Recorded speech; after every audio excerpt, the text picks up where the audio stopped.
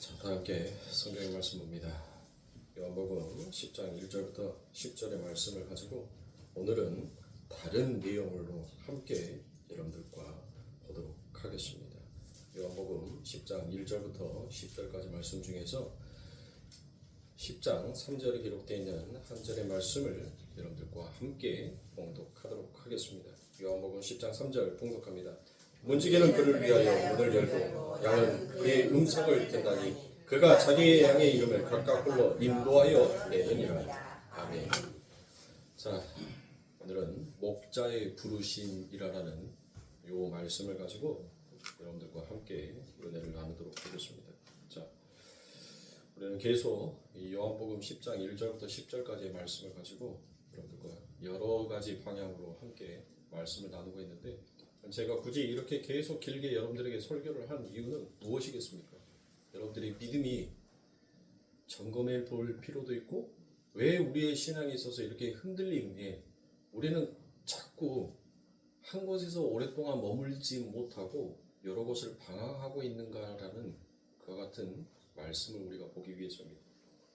그래서 오늘은 세상 밖으로 양을 부르시는 목자이신 예수 그리스도의 부르심이 과연 취소되거나 중도에 포기되거나 실패할 수 있는가에 대해서 여러분들과 함께 나누겠습니다.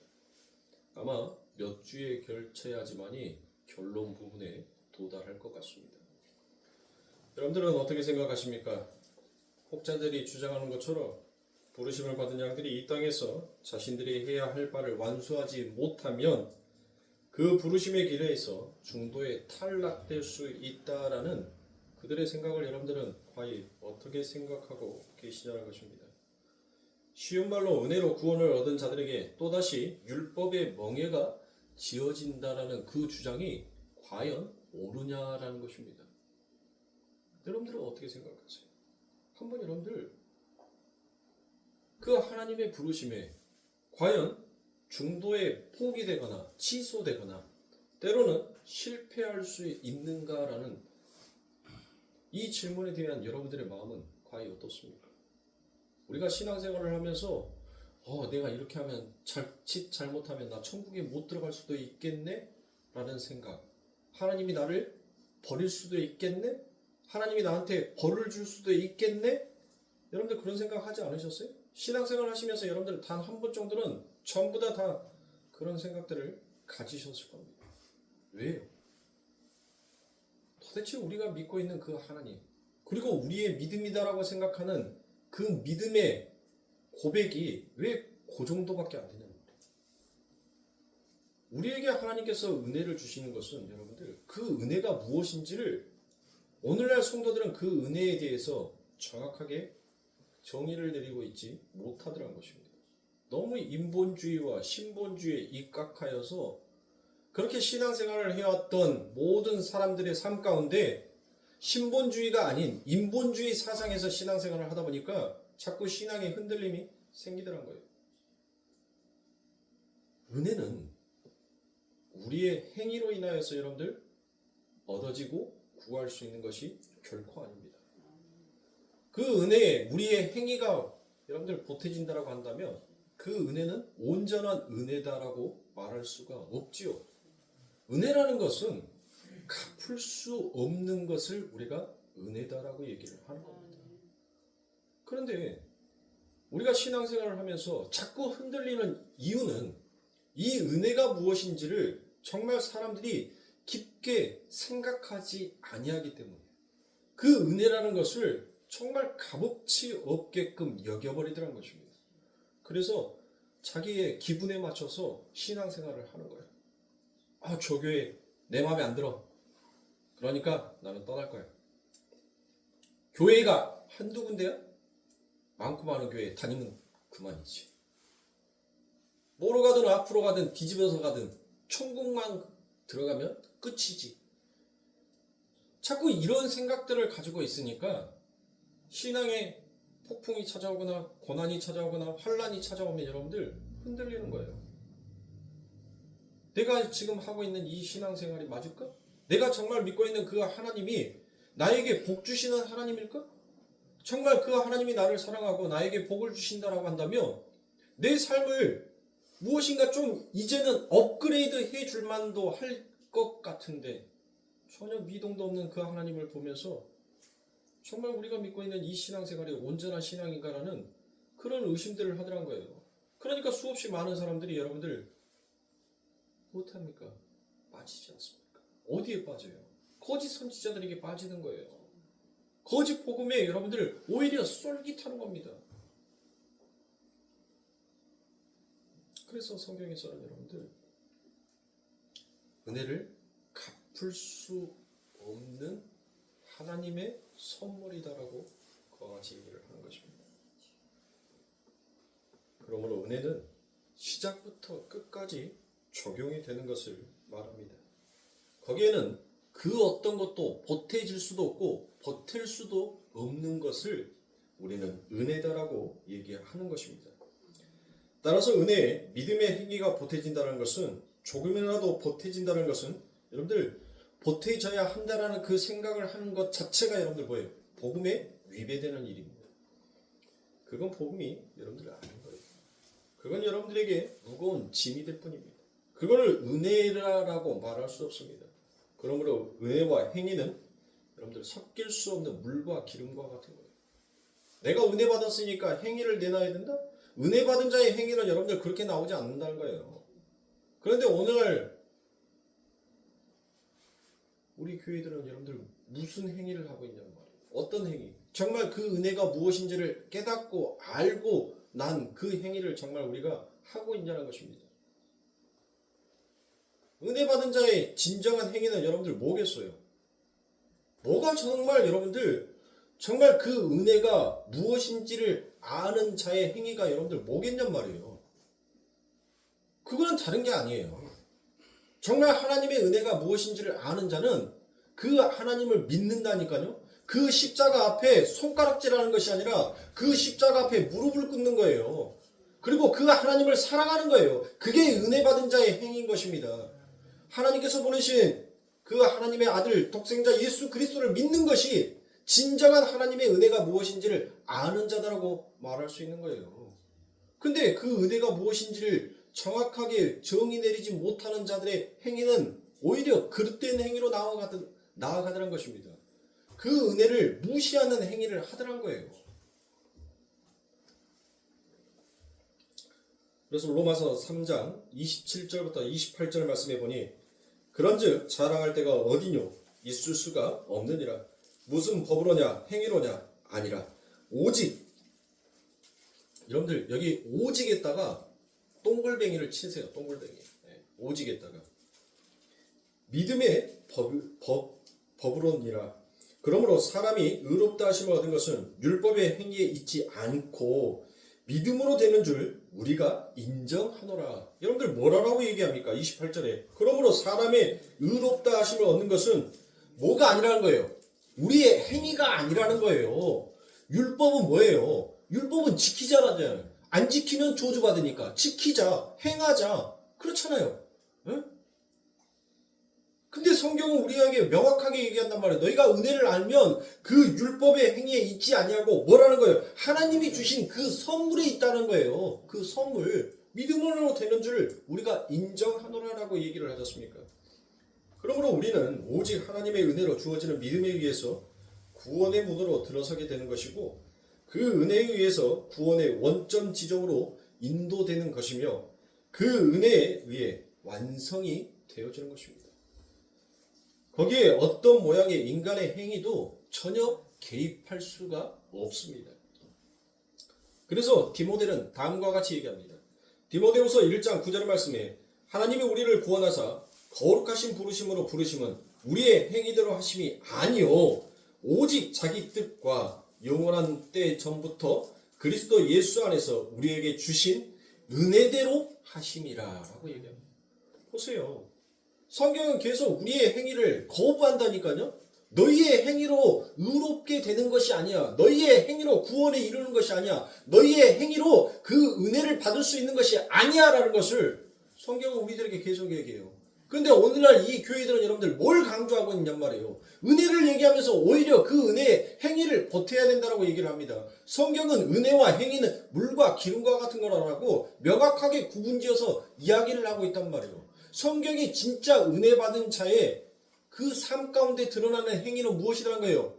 바로 예수 그리스도를 믿는 거라고 얘기를 하잖아요. 믿는 거. 네? 믿는 게 진짜 행위라는 거예요. 근데 진짜 해야 할 행위는 하지 아니하고 엉뚱한 행위들을 쫓아가고 있다는 것이에요. 엉뚱한 행위. 자, 부르심은 은혜로 우리에게 주어지는 것이지 절대로 행위가 거기에 섞일 수 없다라고 여러분들 그와 같이 이야기를 하지 않습니까? 제가 말하는 게 아니잖아요. 하나님께서 말씀하셨잖아요. 하나님께서 사도에게 성령의 은사, 지혜와 총명을 허락하셔서 그들이 하나님의 말씀을 받아 적어놓은 것이 여러분들 오늘날 성경 아닙니까? 오늘 제가 만든 복음이 아니잖아요. 이미 하나님께서 말씀하신 완성하신 그 복음을 가지고 우리는 지금 여러분들과 그 하나님의 말씀의 떡을, 그 하나님의 말씀의 잔을 나누고 있는 거예요. 근데 성경이 이렇게 얘기를 하는데 우리는 왜 자꾸 엉뚱한 행위로 우리의 짐을 더 여러분들 우리의 멍에를 더 무겁게 만들려고 하고 있냔 말이에요. 그래놓고 힘들 때 아닙니다. 제가 목자의 부르심, 양의 문이신 예수 그리스도 그 말씀을 통하여서 여러분들에게 은혜에 대해서 설명을 드렸죠. 은혜는 여러분들 역동적이다라고 제가 여러분들에게 말씀을 드렸어요. 그러니까 은혜는 여러분들에게 한 번 딱 주어지고 마는 것이 아니라 지금 이 순간도 하나님의 그 은혜는 생수의 강처럼 여러분들에게 흘러가고 있는 거예요. 한 번 주고 끝나는 그 은혜가 아니라는 겁니다. 하나님의 은혜와 사랑은 어느 때 한 번에 주어지고 마는 것이 아니라 영원히 이어지는 것입니다. 우리 하나님의 백성들은 하나님에게서 쏟아져 나오는 은혜와 사랑의 역동성에 의해서 존재할 수 있는 자이고 유지될 수 있다는 것이에요. 로마서 5장 20절부터 21절입니다. 율법이 가입한 것은 범죄를 더하게 하려 함이라. 그러나 죄가 더한 것에 은혜가 더욱 넘쳤나니라고 말씀합니다. 여러분들 여기에서 율법이 가입이라고 되어 있죠. 여러분들 여기에서 가입이라고 되어 있는 것이 무엇인가라고 하면 같이 묻어져서 들어온 거예요. 같이 묻어져서 들어왔다. 그러니까 여러분들 어때요? 가을에 여러분들 풀밭 가면 우리가 도깨비 풀이라고 얘기를 하죠. 도깨비 풀. 풀밭에 갔다 왔는데 그 도깨비 풀같이 생기고 도깨비 풀같이 생긴 것이 옷에 덕지덕지 붙어 있잖아요. 그거예요, 여러분들. 그냥 율법이 같이 들어왔다는 거예요. 자, 근데 율법이 같이 묻어져서 들어왔는데 뭘 하기 위해서 같이 묻어져서 들어왔다? 범죄를 더하게 함이라. 범죄를 더하게 하기 위해서 여러분들 같이 묻어져서 들어왔다는 거예요. 뭐가 좀 이상하지 않습니까? 제가 여러분들에게 여러 번 설명을 드렸던 것처럼 하나님이 우리에게 죄를 더 짓게 하기 위하여서 율법의 문을 열어놓은 것이 아니라 죄에 대한 자각과 죄에 대한 죄책감 그리고 실제로 죄를 더 많이 짓게 하는 그 역할을 바로 율법이 하더라는 것입니다. 그래서 사람들은 여러분들 어때요? 하지 말라는 것은 절대 합니다. 안 하는 게 아니라. 그렇죠? 왜 그런 줄 아세요? 여러분들이 지나다니는 그 벽에 항상 지나다니는 그 벽에 어느 날은 아무것도 안 써져 있어요. 그러니까 그냥 한 번도 쳐다보지도 않고 그냥 걸어갑니다. 그렇죠?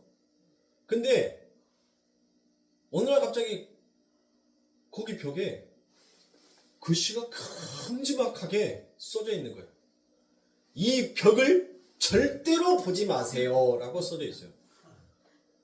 아니 평상시에 지나다닐 때는 한 번도 보지도 않았던 그 벽을 뭐가 글씨가 써져 있으니까 보지 말라는 글씨가 써져 있으니까 여러분들 뭐 하더란 거예요? 오히려 더 보더란 거예요. 더. 바로 그거란 말이에요.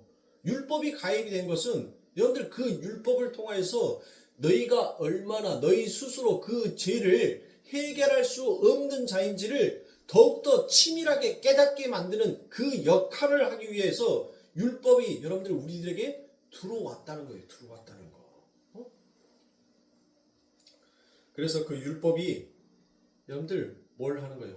아, 이게 죄였구나. 이게 하나님과 분리되는 거였구나. 이게 하나님이 싫어하는 거였구나. 그것을 율법을 통해서 오히려 깨닫게 되더란 것이에요. 그러나 죄가 당하는 곳에 은혜가 더욱 넘치나니라고 되어 있죠. 자, 21절입니다. 이는 죄가 사망에서 왕노릇한 것 같이 은혜도 또한 의로 말미암아 왕노릇하여라고 되어 있죠. 자, 은혜가 왕노릇을 한대요. 그쵸? 은혜가 왕노릇을 한대. 근데 언제까지 여러분들 그 은혜가 왕노릇을 한다는 거예요? 언제까지? 그렇죠. 영생에 이를 때까지 그 은혜가 왕노릇을 한다는 것입니다. 그러니까 은혜는 우리에게 한번 부어지면 그때부터 시작되어서 영혼까지 여러분들 우리들에게 이어져 가는 것입니다. 그게 바로 은혜인 거예요. 성경이 은혜를 그렇게 설명하고 그렇게 말씀하고 있어요. 은혜는 너희들에게 너희가 내가 예수 믿겠습니다 라고 하는 그 순간 딱 너희들에게 부어지고 끝나는 것이 아니라 그 은혜는 바로 무엇이라는 거예요? 창세 전에 하나님께서 하나님의 생명에 농명한 당신의 백성들의 이름을 하나님은 그때에 맞춰서 그들을 부르신 그들을 뭐 하게 하신다고요? 의롭게 하시고 의롭게 하신 그들을 뭐 하기까지? 영화롭게 할 때까지 하나님의 그 은혜는 그들과 함께 한다는 거예요. 하나님의 그 은혜가 없으면 여러분들 그 예수 그리스도께서 내가 세상 끝날 때까지 내가 너희와 함께 하리라는 그 하나님의 말씀을 여러분들 우리들과 함께 할 수가 없는 거예요. 하나님의 그 은혜로 갚을 수 없는 그 은혜로 우리를 덮어주지 아니한다면 죄인은 뭐 할 수밖에 없어요? 그 자리에서 즉사할 수밖에 없어요. 그 자리에서 죽을 수밖에 없는 존재란 말이에요. 그런데 그런 죄인들이 그 하나님의 은혜로 우리가 날마다 죽지 아니하고 살아가는 것은 바로 그 하나님의 사랑이 우리와 함께하고 있다는 것이에요. 근데 그 함께하는 그 하나님의 은혜가 언제까지? 우리가 영화롭게 될 때까지 함께 해주신다는 거예요. 그러면 영화롭게 된 자들에게는 더 이상 그 은혜가 여러분들 뭐 하는 거예요? 덮어야 할 필요가 있어요, 없어요? 없잖아요. 이미 영화롭게 된 자는 그 하나님의 은혜, 그 하나님의 사랑이 깊고도 넓고도 넓은 것인지를 그들이 뭐 하는 거예요? 알기 때문에 그들은 뭐 하는 거예요? 하나님의 말씀에 뭐 할 수밖에 없어요? 예수 그리스도처럼 즉각 순종할 수밖에 없어요. 하나님께서 하라는 말만 하고 하나님께서 멈추라면 멈추고 하나님께서 가라면 가라는 하나님께서 먹으라면 먹고 마시라면 마시라는 그 하나님의 말씀에 영화롭게 된 자들은 100% 순종하는 자예요. 그렇게 순종으로 가는 거란 말이에요. 순종으로. 그러니까 그 은혜가 우리를 이끌어 가는데 거기에다가 우리의 행위를 보탠다는 것은 도무지 말이 되지 않냐는 것입니다. 따라서 한번 부어지는 은혜가 중도에 중단되거나 포기되거나 실패되어진다는 것은 여러분들 있을 수가 없는 것이에요. 그러니까 신천지가 왜 사기꾼 집단인지, 왜 이만희가 거짓 복음을 전파하는 놈인지 명백하게 나오지 않습니까? 14만 4천 명이 들어가지 아니하면 여러분들 뭐 한다는 거예요? 그들은 다 필요 없는 자니까 다 불태워 없어지는 존재예요. 14만 4천 명만 하나님의 나라에 들어갈 수 있으니까, 그러니까 뭐 하는 거예요, 여러분들? 전부 다 혈안이 되어서 14만 4천에 들어가려고 하잖아요. 근데 헌금을 제대로 안 해. 전도를 제대로 못 해. 그러면 뭐예요? 강등돼요. 강등된다는 것은 뭐예요? 너 백부장의 믿음처럼 네 14만 4천 명이 들어갔는데 네가 끝까지 그 은혜에 대한 감사를 모름으로 너 취소됐어. 너 중도에 포기됐어. 너 실패했어. 이거잖아요. 에? 이거잖아요. 근데 이런 말에 왜 현혹이 되냔 말이에요. 에? 그런 사기꾼 새끼가 하는 말에 뭐가 그렇게 여러분들 두렵고 무섭고 떨려서 그렇게 여러분들 미친 짓을 하고 살았냔 말이에요. 차라리 나 같으면 차라리 예수 안 믿어버려. 나는 술 마시고 담배 피고 차라리 세상에서 못된 짓거리 하면서 차라리 그렇게 살 것 같아요. 아니 14만 4천 명이 못 들어갈 바에는 어차피 불태워질 인생이라면 여러분들 뭐 하겠어요? 아니 그냥 막 살고 그냥 죽어버리면 되지. 예? 근데 여전히 그 이만희의 말에 여러분들 헷가닥해가지고 여전히 그거 하는 자들이 많이 있다는 거예요. 여전히 많이 있어요. 정신 못 차리는. 차라리 세상 임금인 마귀에다가 비는 것이 더 빠르다니까요. 마귀야, 마귀야. 내가 너를 내가 이 세상 살 때 가장 최고의 신 중의 신으로 내가 너를 모실 테니까, 나한테 부의 축복 좀 주고, 나한테 이 세상에서 내가 가장 악단직할 수 있는 그런 권세를 좀 주고, 차라리 마귀한테 비는 것이 더 빨라요. 예? 안 그렇습니까? 제가 이렇게 극도로 비유하는 것은 여러분들 왜 그런 사람들이 왜 그런 수없이 정통주의라고 얘기하는 그런 기독교에서 신앙생활을 했던 사람이 왜 거기에 넘어가냔 말이에요. 왜 거기에 여러분들 자빠지냔 말이에요. 그 하나님의 은혜를 그동안 그들이 얼마나 값어치 없게 여겼는지 그게 드러나는 거예요. 수면으로. 예? 그게 수면으로 또 오는 거예요. 열심히 신앙생활하는 척, 내가 열심히 예수 잘 믿은 척, 열심히 하나님을 위해서 사는 척 했는데 여러분들 가짜가 무엇인지를 하나님께서 뭐 하는 거예요?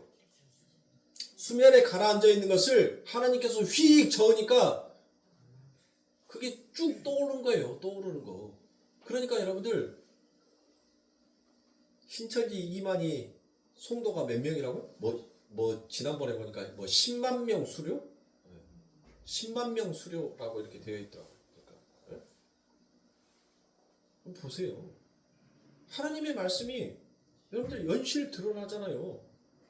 예? 가짜는 많다는 거예요. 가짜는 많다. 근데 진짜는 극히 적다라고 얘기를 하지 않습니까? 그러니까 심판의 때가 다가오는 거예요, 여러분들. 이미 예수 그리스도께서 이 땅에 오심으로부터 여러분들 이 땅은 종말론적인 세상이 시작이 된 거예요. 예수님께서 이 땅에 다시 오면 끝이에요, 여러분들. 예수님이 오신 때부터 재림이 시작이 되는 거란 말이에요. 심판이 시작되는 거라고요. 예? 그 예수님의 재림이 이 땅에 오시면 이 세상은 끝이라니까요. 하나님의 말씀 아직 올라오지 못한 내가 내 생명책에 기록되어 있는 사람이 다 아직 구원받지 못한 때라는 거예요. 그래서 우리 예수님이 안 오시는 거잖아요. 예수님이 오시면 뭐 하는 거예요? 끝인 거예요. 끝. 그러니까 사랑하는 성도님들, 신앙생활을 하면서 내가 어떤 행위를 보태는 것보다 내가 하나님의 은혜가 무엇인지를 더 갈망해야 하는 것이 진짜 오늘날 신앙인들의 숙제인 것입니다. 헛된 행위를 쫓아가니까 자꾸 흔들리잖아요. 예? 여러분들,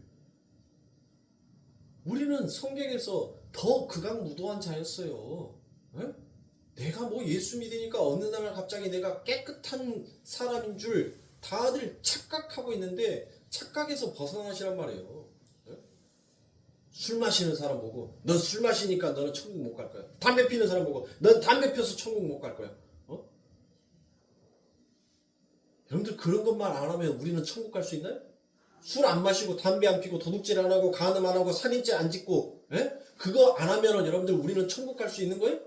우리의 행위로는 죽었다 깨어나도 여러분들 우리의 행위로 우리의 착한 행실로는 죽었다 깨어나도 천국 못 들어가요. 우리는 오직 그 천국의 문을 들어갈 수 있는 것은 예수 그리스도의 은혜밖에 없는 거예요. 예수 그리스도의 피밖에 우리의 천국의 문을 열고 들어갈 수 있는 유일한 방법은 그 예수 그리스도밖에 없어요. 근데 무엇 때문에 우리의 행위로 인하여서 여러분들 그렇게 두렵고 떨고 있냔 말이에요. 왜 그렇게 떨고 있어요? 누군가가 그런 말로 여러분들 협박하면 딱 말하세요. 너나 잘하세요. 니나 잘하세요. 니나 잘하세요 하세요. 필요 없어요. 여러분들. 하나님이 그런 거 가지고 우리를 그 구원의 기준 삼았다면 의인은 없나니 하나도 없다라는 그 하나님의 말씀처럼 우리는 구원받을 사람 아무도 없는 거예요. 그래서 은혜 아닙니까? 그래서 은혜 아니에요. 날마다 내 형제를 미워하고 하나님보다도 이 세상의 것을 더 사랑하는 우리의 죄를 여러분들 뭘로 씻을 것입니까? 날마다 그 죄 지을 때마다 여러분들 율법의 행위대로 속죄제와 속건제를 여러분들 하나님 앞에 드립니까? 그것도 안 하잖아요. 뭘로써 우리의 죄를 씻을 거냔 말이에요.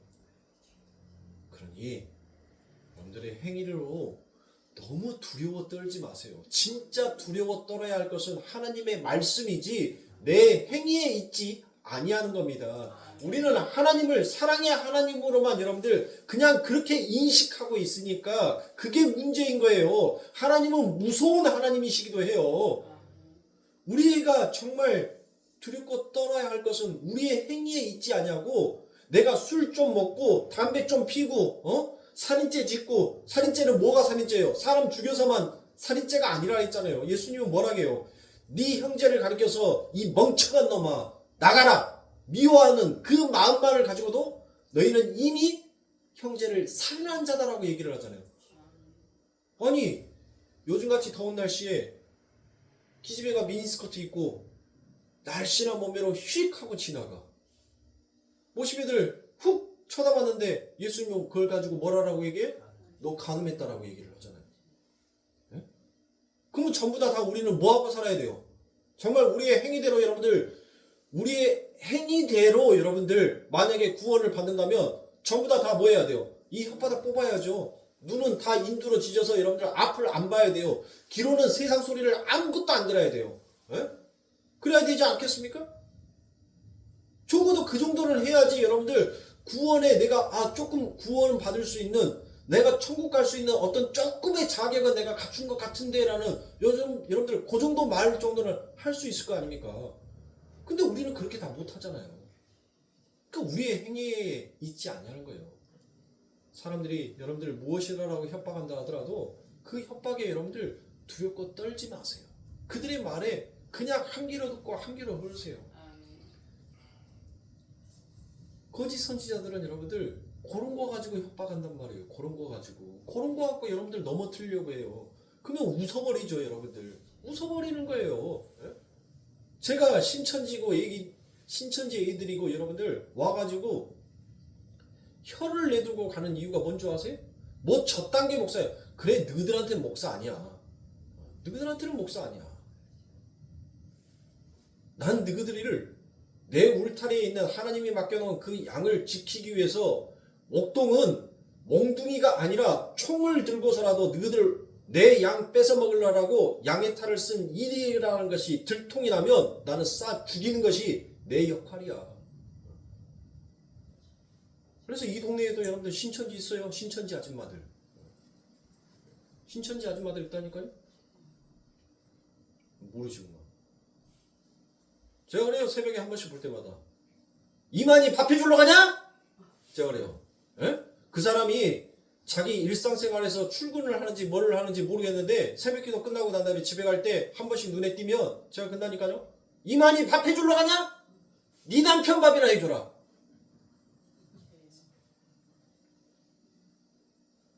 그러니 우리가 진정 무섭고 두렵고 떨림으로 우리의 신앙생활을 지켜야 하는 것은 하나님, 내가 이 하나님의 은혜를 혹시 무시하거나 그 하나님을 업신여기지는 아니하는지, 하나님, 날마다 두렵고 떨림으로 내가 이 하나님의 말씀에 감사함으로 받을 수 있는 그 마음을 내게 허락하여 주시옵소서라고 여러분들 우리는 그렇게 기도해야 하는 거예요. 우리의 율법의 행위가 여러분들 뭘 하는 거예요? 예수님의 그 은혜를 배척하는 행위를 하는 거예요. 우리의 알량한 그 율법의 행위로 예수님의 그 은혜를 여러분들 배척했다니까요. 그거는 성경에 기록되어 있는 단순히 이스라엘과 유대인만을 가리켜서 말하는 것이 아니라 누구든지 행위의 율법을 강조하는 자는 반드시 예수를 배척하게끔 되어 있다라고 성경은 얘기합니다. 그 증거를 제가 지금부터 여러분들에게 찾아서 말씀드립니다. 마가복음 6장 3절의 말씀에 보니 이 사람이 마리아의 아들 목수가 아니냐, 야고보와 요셉과 유다와 시몬의 형제가 아니냐, 이 누이들이 우리와 함께 여기 있지 아니하냐 하고 예수를 배척한지라라고 되어 있습니다. 자, 여러분들 마가복음 6장 3절에 배척하다라는 말씀에 여러분들 동그라미 쳐놓으세요. 배척하다. 여기에서 배척하다라고 되어 있는 것이 바로 스칸달리조입니다. 스칸달리조. 이 스칸달리조라는 것은 배척하다라는 말씀보다는 걸려 넘어지게 하다라는 그와 같은 뜻이 있어요. 걸려 넘어지게 하다. 자, 예수께서 거라사에서 귀신을 쫓고 12의 혈족을 앓았던 여인을 고치시고 또 회당장 야이로의 딸의 죽음을 다시 살리신 후에 이제 어디로 오십니까? 자기 고향으로 오셨단 말이에요. 근데 그때가 마침 무슨 때였어요? 예수님이 오셨을 때 이때가 바로 안식일이었단 말이에요. 안식일. 그렇죠? 자, 고향 사람들이 예수님께 나왔습니다. 그런데 그들은 예수님께서 행하신 그 모든 기적과 가르침에 관한 소식을 다 듣고 그 예수를 믿고 신앙생활을 하는 것이 아니라 여러분들 오히려 그들이 무엇을 했다라고 얘기를 하는 거예요? 배척했다라고 그와 같이 얘기를 하셨습니까? 그러니까 여러분들 우리가 마가복음 6장 3절의 이 말씀을 보면서 우리는 뭘 볼 수 있어야 돼요? 기적은 사람을 절대 변화시킬 수 없다. 기적은 사람을 바꿀 수 있는 것이 아니에요. 제가 여기에서 여러분들 안진뱅이를 일으키고 눈먼 봉사를 눈뜨게 하고 나병 환자를 치유하는 그런 성령의 역사가 여러분들 저에게 있다라고 치자고요. 그래서 제가 안수하고 기도하는 사람이 막 안진뱅이가 일어서고 뭐 불치병에 걸렸던 사람이 암에 걸렸던 사람이 깨끗하게 치유함을 받아서 여러분들 깨끗이 나아버리고 피부병에 걸렸던 사람이 그 손을 잡고 기도하니까 그 피부병이 깨끗해지고 여러분들 그런 기적을 일으켰다라고 치자고요. 여러분들 그 기적을 일으킨 것으로 여러분들 그 사람이 구원을 받을 수 있어요? 그 기적의 행위가 그들을 구원할 수 있냔 말이에요. 없어요.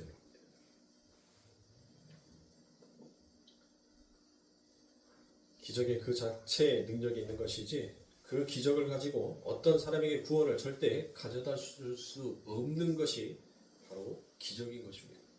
그래서 마가복음 3장에서도 예수님께서 손 많은 사람을 고치실 때 유대인들이 예수님이 그를 고칠 수 있음을 이미 알고 있었지요. 명확하게 기록이 되어 있습니다. 그들은 예수님이 능력이 있어서 손 마른 자를 분명히 고칠 수 있을 것을 알았어요. 그런데 그럼에도 불구하고 여러분들 그들은 무엇 하기를 원하였습니까? 그들이 예수를 죽이기를 원하였다는 것이에요. 손 마른 자를 그 앞에 갖다 놓은 것입니다. 분명히 고칠 수 있는데 이가 고치면 우리는 율법을 들어서 이를 죽여야지라고 여겼던 사람입니다. 그러니까 기적을 보고 사람들이 예수를 믿게 되는 것이다라는 그런 착각들은 여러분들 얼른 버리셔야 합니다. 하나님은 하나님의 능력으로 그에게 믿음을 부어주셔서 그 눈에 아무 증거 아니 보여도 그 귀에 아무 증거 아니 들려도 하나님의 능력으로 하나님이 그를 구원하실 수 있는 것을 보여주시기 위해서 그런 방법은 하나님께서 안 쓰신다는 거예요. 여러분들 그런데 절대 넘어가서는 아니 됩니다. 예수님께서 그들의 손 마른 자를 데리고 온 건 예수님이 그를 고칠 수 있나 없나를 보기 위해 데려온 것이 결코 아닙니다. 예수님이 안식일에 그를 고치는가 안 고치는가를 그것을 본 거예요. 자, 두 가지 다 지금 여러분들 뭐를 가지고 여러분들 지금 얘기를 하죠? 뭐를 가지고 율법의 행위로 여러분들 뭘 하더란 거예요? 그 은혜를 주기고자 하더란 거예요. 그러니까 전부 다 예수님께서 그 많은 기적들을 일으키고 고향 땅에 갔었을 때 여러분들 그 고향 사람들이 예수님을 죽이기로 한 그 날이 무슨 날이었다고요? 안식일이죠. 자, 예수님께서 예수님 앞에 손 마른 자를 데리고 와서 이를 고칠 수 있냐 없냐를 본 것이 아니라 이가 안식일에 일을 하느냐 안 하느냐에 따라서 이를 죽이자 살려두자를 여러분들 결정지어 놨다는 거예요. 보세요. 그 알량한 율법의 행위로 하나님께서는 그 율법을 가지고 사람을 살리는 데 쓰라라고 했지 사람을 죽이는 데 쓰라라고 하나님께서 하시지 아니하였단 말이에요. 하나님께서 그들을 죽이려고 했었으면 여러분들 뭐 했어요? 이미 에덴 동산에서부터 정령 죽으리라라고 했었을 때 여러분들 뭐 하면 돼요? 아담과 하와 그냥 그 자리에서 죽여버리면 돼요. 죽여버리고 하나님께서 정말 하나님의 말씀에 100% 순종할 수 있는 그런 인간으로 다시 만들면 되잖아요. 창조하면 되잖아요. 근데 하나님은 그들을 죽이기 위한 하나님이 아니라 나는 살리는 하나님이라는 것을 하나님께서 보여주시잖아요. 아담과 하와를 여러분들 그 자리에서 즉시 죽일 수 있음에도 불구하고 그들에게 하나님께서는 뭐 해주시더란 거예요? 은혜의 옷을 입혀버리더란 거예요. 은혜를 그들에게 주시더란 거예요. 은혜의 선물을. 무화과 잎으로 자기의 부끄러움을 가리려고 했으면 여러분들 요 꽃 활짝 펴 있지만 아마 10일 지나면 보기 싫어서 저 바깥으로 나갈 겁니다. 이 땅에 있는 것은 여러분들 생명의 호흡이 끊어지는 그 순간 여러분들 뭐예요? 썩어 없어지게끔 되어 있는 거예요. 후패하게끔 되어 있어요. 인간이 아무리 자기를 치장하고 아무리 자기의 부끄러움을 감춘다 하더라도 그 부끄러움과 그 감추고자 싶어 했던 모든 비밀들은 반드시 다 드러나게끔 되어 있는 거예요. 그런데 가죽옷은 어때요, 여러분들? 가죽옷은 여러분들 가죽옷은 달아지면 달아졌지 그것이 썩어지거나 벗겨지지는 않습니다. 하나님께서 썩어지지 아니하고 벗겨지지 아니하는 그 하나님의 은혜가 무엇인지 그거를 아담과 하와에게 여러분들 선물로 주시잖아요. 하나님은 살리기 위한 하나님이라고요.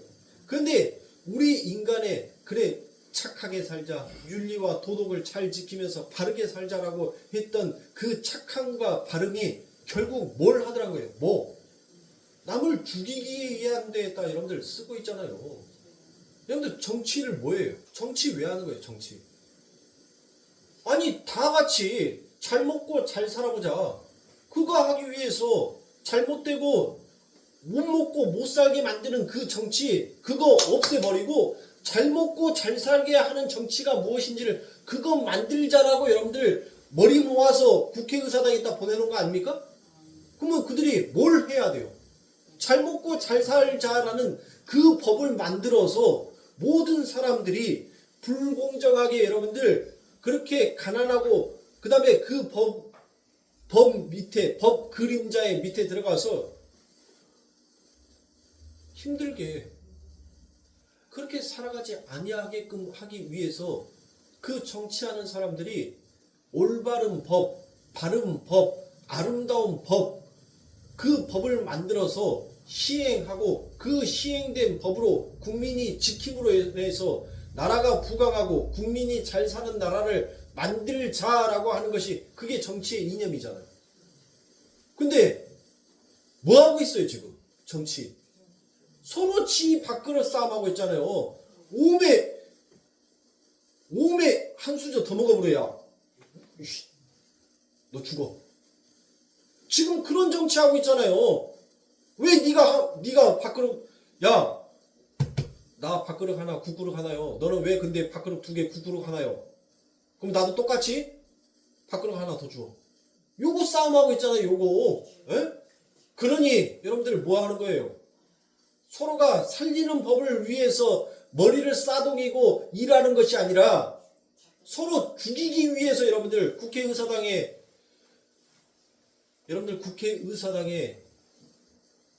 그 천장에 있는 등이 몇 개인 줄 아세요? 천장에 있는 등. 국회의사당을 지었었을 때 국무회의가 여러분들 국회의사당에 국회의사당에 있는 국회의원들이 들어가서 회의를 하는 그 의장석 위쪽에 있는 그 등의 개수가 몇 개인 줄 아세요?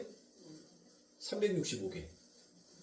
365일 밝히 불을 비춰서 대한민국을 밝게 빛나는 정치를 하겠다라는 그 이념으로 국회의사당 등에 365개의 등을 켜놔요. 근데 365일 싸우고만 있어요. 맨날 죽이는 법만 만들고 있어요. 그러니까 인간의 행위는 아무리 자기가 착하고 의롭고 도덕적이고 윤리적으로 바른다 하더라도 결국 그것은 자기 안에서의만 착함이지, 그 착함이 밖으로 나가는 순간 그게 착함이 더 이상 아니더란 것입니다. 자, 거기에 내용에 잘 보면 영어에서는 여러분들 뭐라고 되어 있는가 하니 if he would heal him on the Sabbath, is if he can heal him on the Sabbath라고 여러분들 되어 있습니다. 서비스가 아니라 자, 그가 고칠 수 있나 없나를 알아보려고 하는 것이 아니라 분명히 그는 고칠 것이다. 그러나 안식일에 그 사람을 고치는가 아니 고치는가 알아보기 위하여서 데리고 왔다라고 되어 있어요. 그러니까 우리는 분명히 이것이 기적이 사람을 바꾸지 못한다는 것을 확실하게 알 수 있습니다. 예수님의 기적으로 눈으로 보고 그분의 능력까지도 인정하는 사람들이 그분의 기적 행함을 꼬투리 잡아서 그분을 죽이려고 오히려 그 행위를 사용하더라는 것입니다. 기적을 가지고 온 예수를 죽이고자 한 것입니다. 그런데 중요한 건 양쪽 다 공이 그들이 예수님을 배척하여 죽이려 하는 그 사건의 그 배경에 전부 다 안식일이 걸려 있는 것이에요. 그러니까 안식일은 율법의 여러분들 뭐예요? 상징이죠. 예수님의 고향 사람들이 예수님을 배척한 것도 바로 이 안식일을 배경으로 하고 있고, 속 만든 자를 고치는 사건 또한 안식일을 배경으로 하고 있더라는 것입니다. 다른 말로 안식이라는 율법의 행위가 그들로 하여금 예수님을 배척하게 한다는 것을 성경이 이미 암시하고 그리고 있는 것입니다. 그래서 그러한 사건의 모든 배경에 여러분들 안식일이 걸려 있는 것이에요. 그러니까 율법의 행위가 오히려 예수 그리스도를 배척하는 행위를 하더란 것이에요. 즉 내가 가지고 있는 복음, 내가 가지고 있는 이 말로 내가 생각하는 것과 내가 가지고 있는 지식이 틀리면, 내가 경험했던 그 경험과 틀리면 하나님의 말이라도 우리는 뭐 하더라고요? 배척하더란 거예요. 배척하더란 거예요. 그런데 그 배척이라는 단어는 걸려 넘어지다는 그와 같은 뜻이다라고 여러분들에게 설명을 드렸죠. 그러니까 하나님의 은혜에 인간의 행위를 조금이라도 보태려고 하는 자들은 예수님을 영접하여 신앙생활을 하는 것이 아니라 오히려 그 예수님에게 걸려 넘어지게 된다라는 그와 같은 말이 되는 거예요. 그것이 바로 배척하다는 단어가 함의하고 있는 내용입니다. 그것은 이미 구약에서 하나님에 의해 예고되어졌던 말씀이에요. 이미 이사야서에서도, 여러분들 이사야서 8장에서도 이 배척하다가 무엇인지를 하나님께서 자세하게 그리고 구체적으로 설명을 해준 내용이 있습니다. 이사야서 8장 13절부터 15절의 말씀입니다. 만군의 여호와 그를 너희가 거룩하다 하고 그런 너희의 두려워하며 놀란 자를 삼으라. 그가 거룩한 피할 곳이 되시리라. 그러나 이스라엘의 두 집에서 거치는 돌, 걸리는 반석이 되실 것이며 예루살렘의 거민에게는 함정, 올무가 되시리니 많은 사람들이 그로 인하여서 거칠 것이며 넘어질 것이며 부러질 것이며 걸릴 것이며 잡힐 것이니라 라고 이와 같이 얘기합니다. 여러분들 분명히 아주 자세하게 설명이 나오죠. 15절 전체의 내용이 함의되어 있는 것이 바로 그게 뭐예요? 그게 배반하다. 그게 걸쳐 넘어지다. 그래서 스킨 달리조라고 제가 여러분들에게 말씀을 드렸습니다. 어떤 무리들은 예수님의 십자가의 은혜에 걸치게 되고 넘어지게 되고 부러지고 걸리고 잡히게 된다라고 그와 같이 얘기합니다. 그런데 여러분들 여기에서 뭐가 나와요? 14절에 보니 그러나 이스라엘의 두 집에서, 여러분들 이스라엘의 두 집이 나옵니다. 두 집. 이스라엘의 두 집은 여러분들 어떤 집을 말하는 거예요 도대체? 네? 두 집이 나오잖아요. 이스라엘의 두 집. 대표적인 거. 자, 에브라임과 유다 지파를 말할 수 있죠. 에브라임과 유다 지파. 자, 그것은 바로 북이스라엘과 남유다 전체를 가리키고 있는 것입니다.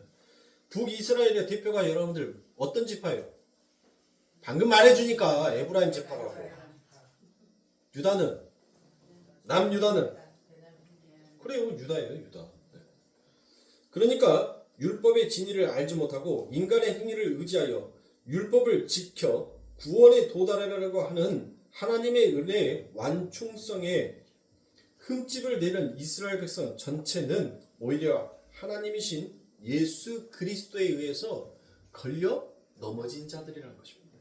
그래서 그들이 예수님을 죽이는 걸로 끝나더란 것이에요. 왜요?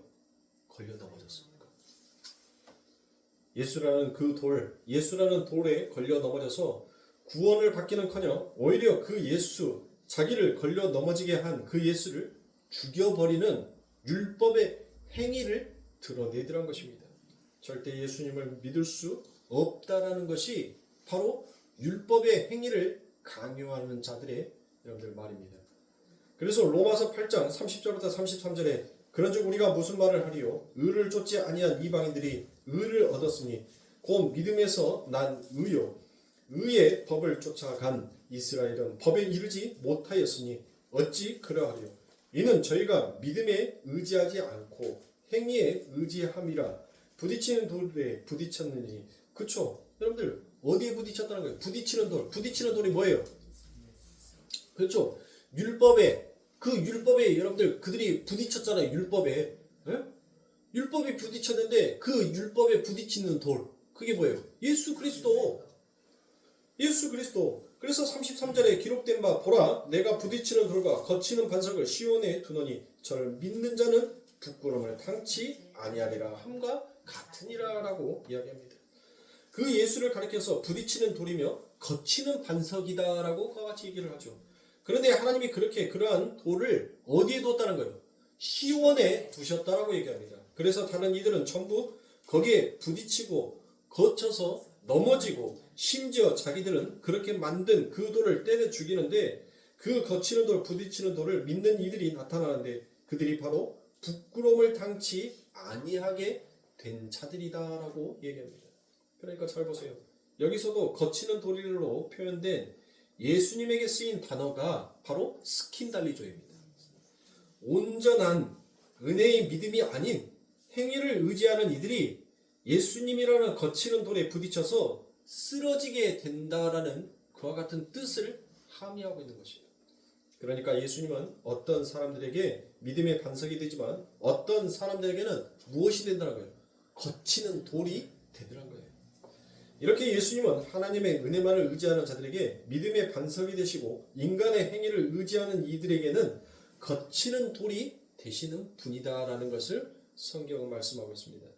그래서 우리가 아는 것처럼 인간의 불가능함과 무력함을 인정하지 못했던 바리새인들이 자기들에게 거치는 돌이 되셨던 예수님을 여러분들 무엇하더란 거예요? 결국 배척한 거, 걸려 넘어지니까 예수에게 걸려 넘어지니까 그 예수를 뭐 하더란 거예요?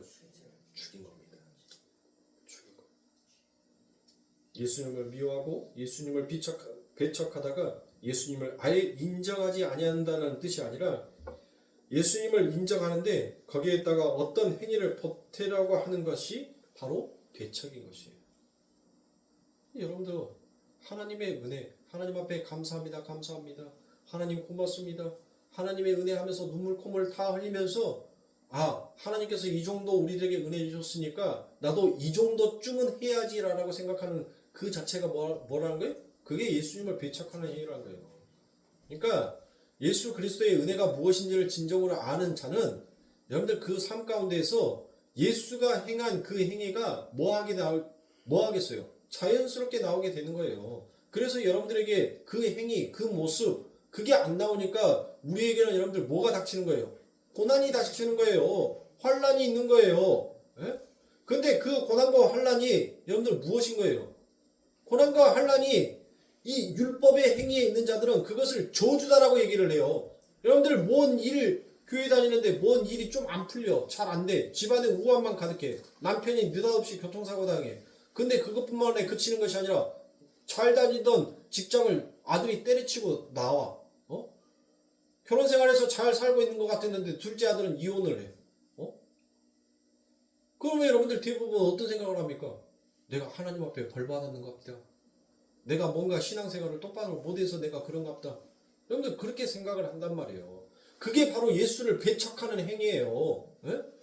하나님은 여러분들에게 우리에게 고난과 환난과 시련을 통해서 뭘 만드는 거예요? 그게 하나님의 백성 만들기 위한 준비 단계인 거예요. 준비. 예? 아니 너네다가 뭐도 안 심어놓고 가을에 가가지고 낫들고 가서 오메 벼가 없네? 벼가 없어. 매인 강아지 풀 보고 너 벼냐? 그런 거랑 여러분들 뭐가 틀리냔 말이에요. 예? 아니 적어도 가을에 내가 그 밭에 가서 뭔가 추수를 하려면 준비를 해야 할 거 아닙니까? 준비를. 내가 무엇인가 곡식달을 거두기 위해서는 준비를 해야 될 거 아니에요. 하나님의 성령의 그 9가지 열매를 먹기 위해서는 그 9가지 열매가 맺을 수 있게끔 여러분들 뭐 해야 돼요? 준비를 해야죠.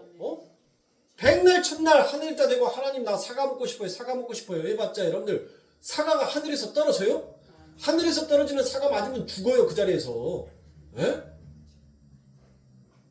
아니 쬐까는 이만한 우박이 떨어져도 여러분들 차가 움푹움푹 패이는데 사과만한 우박이 하늘에서 떨어진다고 생각해보세요. 여러분들 그거 맞으면 죽는다니까요. 죽어. 그러면 내가 사과가 먹고 싶으면 뭐 하면 돼요? 에? 사과나무를 심으면 되지. 사과나무를 심고 열심히 뭐 하면 돼요? 야가 사과가 열리게끔 열심히 가꾸면 되잖아요. 그런 준비 단계도 없이 우리가 그냥 사과나무 요만한 거 심어놓고 야 너 내일은 사과 열어야 돼. 안 그러면 내가 뿌리째 뽑아버릴게요. 그렇게 협박한다고 여러분들 걔가 무서워서 그 다음날 여러분들 이만한 묘목 나무가 이만한 사과 열어요? 근데 그런 신앙생활이 어딘단 말이에요. 우리의 신앙생활 속에서. 에? 하나님은 우리에게 환난과 고난과 그 연단을 통하여서 하나님의 백성으로 자라나게 만드는 거예요. 하나님의 12지파로 우리를 완성해 가는 거예요. 그렇게 완성해 가게 하여서 뭐 하려고? 진짜 우리의 행위 속에서 나의 영광이 아닌 하나님의 영광을 위해서 살아가게끔 그렇게 만들기 위해서 하나님께서는 그 준비 단계로 우리에게 저주가 아닌 축복의 시작의 문을 여신 거예요. 그게 고난인 거예요. 그래서 수많은 성경에 있는 그 사도들이 고난이 내게 축복이다라고 얘기를 하잖아요. 고난이 내게 복이다라고 얘기를 하잖아요. 근데 어찌 그것이 저주다라고 말할 수가 있단 말이에요. 내 행위를 덜 보태서? 여러분들의 행위에 어떤 것을 보태야 됩니까? 도대체 우리가 어떤 것을 하나님 앞에 보태줘야지 그 하나님이 기뻐해서 여러분들 그 하늘의 보화문을 열어서 우리들에게 여러분들 그 문 열어서 우리가 이 땅에서 차고 넘치게 사냔 말이에요. 에? 기껏 내 집 팔아서 내가 갖고 있는 집 팔고 땅 팔고 차 팔고 통장 다 깨가지고 여러분들 교회에 다 갖다 내주면 그게 하나님이 기뻐하시는 일이에요? 천만의 말씀이에요. 교회 재정 빡빡하면 목사만 이미 찢어져. 목사만. 그런 어리석은 행동하지 말란 말이에요. 우리가 뭘 하나님 앞에 바쳐야지 여러분들 하나님이 기뻐하시고 그 하늘에 있는 천국 보화문을 열어주신다고요? 이런 나쁜 사람들 그걸로 사기치면 안 되죠. 그들이 하나님의 나라에 가서 그 받을 심판의 형벌을 정말 무엇인지 안다면 이 땅에서 그런 거 가지고 여러분들 하나님의 양들의 그 기름을 짜면 아니 되죠. 에? 하나님께서 정말 우리에게 원하시는 것은 바로 그거란 말이에요. 내가 보낸 내 아들 너희들이 진짜로 믿고 의지하고 신뢰하고 따라가는 거 나는 그거를 원해. 너희가 그렇게만 된다면 너희가 구하는 거 너희가 찾고 있는 거 내가 다 너희들에게 줄 수 있어. 엉뚱한 거 구하고 있으니까 율법에 행위해놓고 엉뚱한 거 구해놓고 있으니까 전도 열심히 해놓고 하나님이 전도 그렇게 열심히 하면 하늘에서 하나님께서 상급을 내려주신다. 어떤 상급? 무슨 상급? 에? 전도 열심히 해가지고 영생의 축복, 그래 상금 내려준다. 내 또래 내 친구들, 내 후배들 다 죽고 나는데, 다 죽고 없는데 나 혼자 900년 살아. 여러분들 그게 살만 날까요? 예? 아니 나만 900년 살아.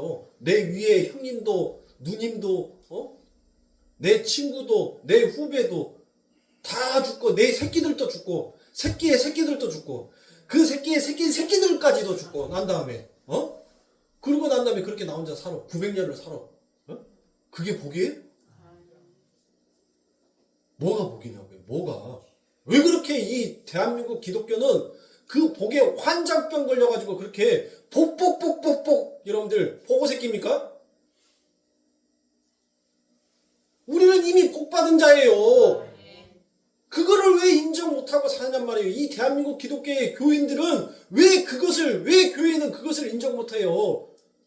하나님께서 우리에게 저 천국의 문을 열어주지 아니하셨다면, 150년 전에 이 땅에 선교사가 오지 아니하였다면 우리는 죄와 사망의 법에서 죽을 수밖에 없었던 자인데, 150년 전에 이 땅에 그 순교자의 피가 흘러 우리가 예수 그리스도를 믿게 된 이 엄청난 복의 문이 열렸는데, 어떤 복을 도대체 이 대한민국 교회는 바라고 있냔 말이에요. 나는 복받은 자인데, 나는 축복받은 자인데 그거를 인정하는 거예요. 그래서 하나님께서 우리에게 그 환난을, 그 시련을, 그 연단을 허락하신 거예요. 네가 지금 예수 믿은 것이 가장 복받은 것이고, 네가 예수를 정말 믿고 신뢰하는 것이 가장 너희에게 큰 복이다라는 것을 하나님께서 우리들에게 가르치고 있는데, 도대체 하나님 앞에 열심히 손바닥에 때 나올 정도로, 손바닥에서 똥냄새 날 정도로 그렇게 비나이다 하면서 받고 싶어하는 그 복은 도대체 어떤 복이냐는 거예요.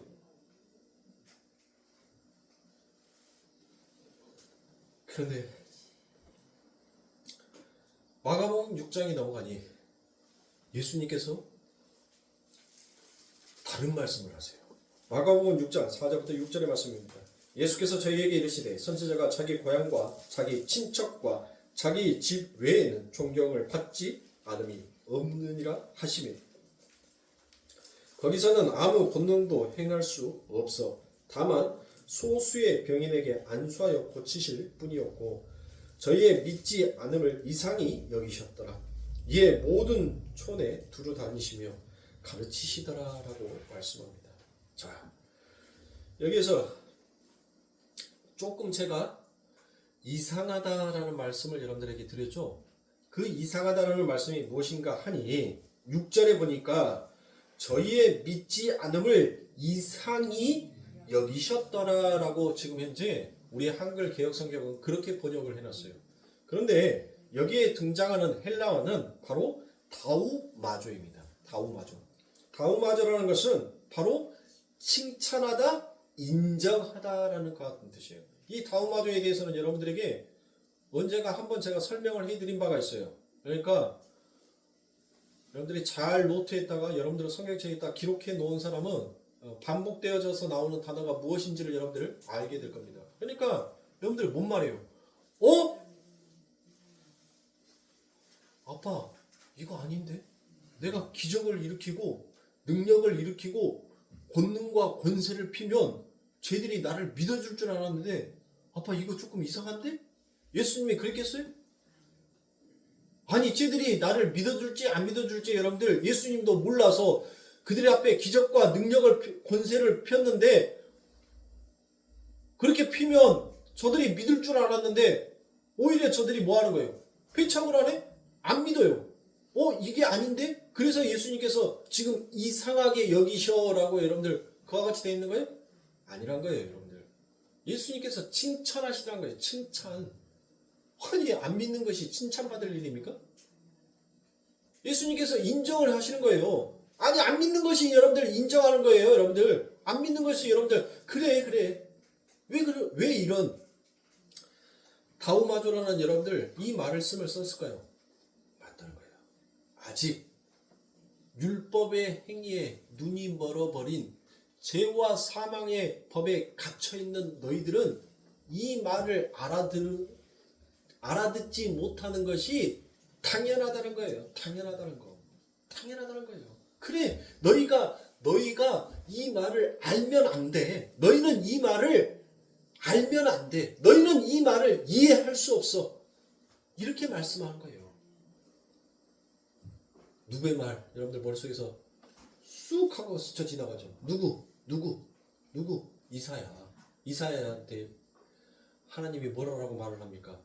내 백성한테 가서 말을 전해. 근데 그들이 한 명도 알아듣지 못할 거야 라고 얘기를 합니다. 그러니까 이사야가 여러분들 뭐라고 얘기해요? 아니 그러려면 뭐 달라고 말합니까? 아니 뭔 말을 했으면 알아먹어야지. 알아먹을 말을 해줘야지. 못 알아먹을 말을 왜 나한테 전하라고 합니까? 라고 했단 말이에요. 근데 뭐라는 거예요? 하나님이 너는 그냥 가서 내 말만 전해. 그러면 내 말이 떨어지는 곳에 내 권세와 능력이 떨어질 거니까 너는 가서 전하기만 해 라고 하잖아요. 지금 여러분들 보세요. 당연하다는 거예요. 예수님이. 왜?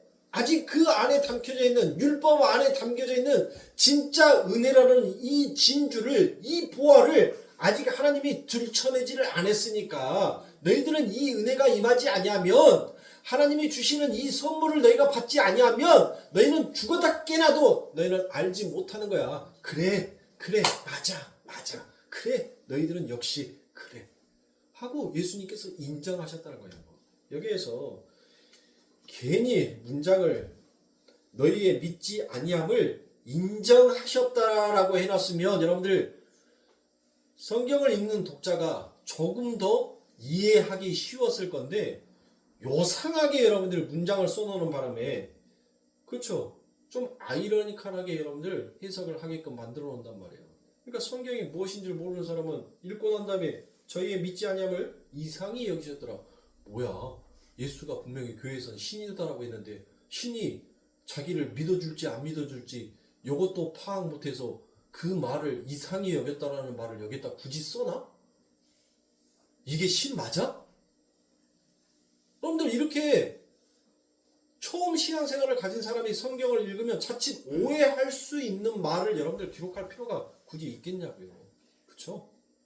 그래서 저희의 믿지 아니함을 인정하시더라. 이에 모든 촌에 두루 다니시며 가르치시더라라고 이와 같이 되어 있다면 처음 성경을 읽는 독자들이 여러분들 못하겠어요. 아, 하나님은 이미 알고 있었구나. 예수님께서는 너희들이 내가 아무리 기적과 이적을 일으킨다 하더라도, 내가 너희들에게 권세와 권능을 펼쳐 보인다 하더라도 너희가 믿지 아니하는 것을 우리 예수님은 알고 있었구나라고 여러분들 그렇게 이해가 되어지지 않겠냐는 것입니다.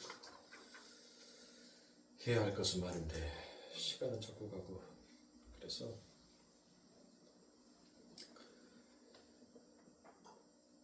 예수님이 칭찬을 하셨다는 것입니다. 그게 어떤 것을 상징하고 있었기에 여러분들 그렇게 칭찬을 하셨겠습니까? 그것은 바로 여러분들 십자가죠. 십자가.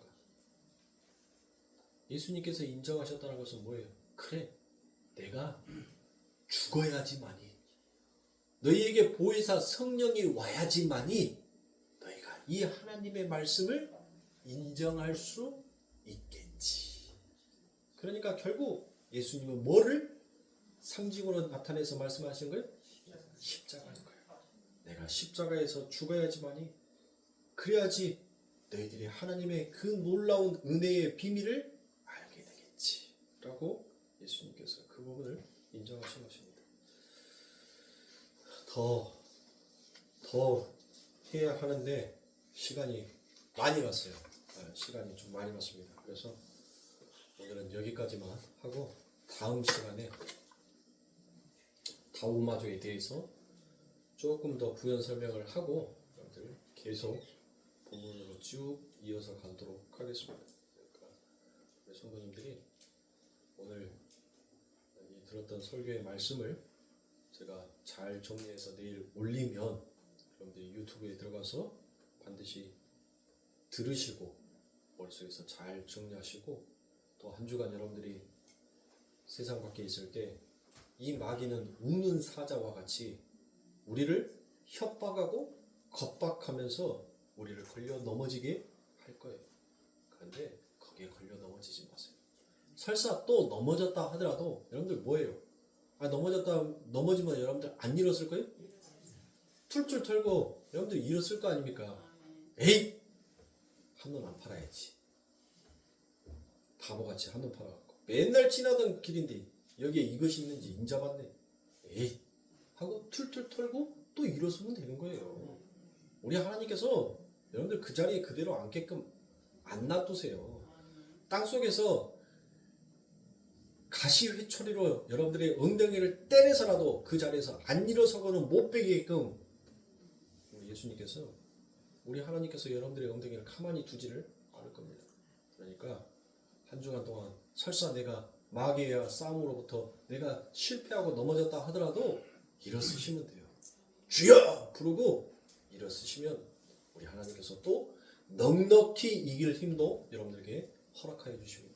그러니까 잘 일어서시고 올려주신 영상은 잘 보세요.